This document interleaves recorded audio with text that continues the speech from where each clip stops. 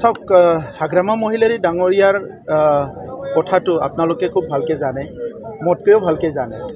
তো আৰু এটা কথা জানে আপোনালোকে যে হাগ্ৰামা মহিলাৰী কোৱা কথাবিলাক মোৰ কাণত নপৰে। মই শুনো তেখেতক, কিন্তু কথাবিলাক মোৰ কাণত ইমান সময় নাথাকে। আৰু আজি তেখেতে যিবিলাক কথা কয় এইবিলাকৰ কোনো ৰিয়েলিটি নাই। আমি সংগ্ৰাম কৰি অহা মানুহ।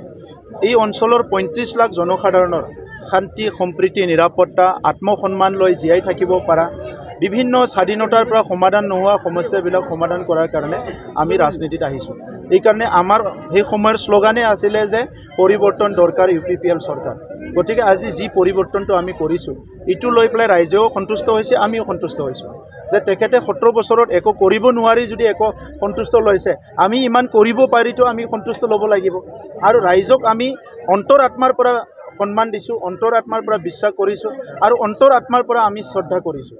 গতিকে আজিৰ এই সময়ত হাগ্ৰামা মহিলাৰীয়ে কি কয় এইটো প্ৰাসংগিক নহয়, ৰাইজে কি কয় এইটো প্ৰাসংগিক।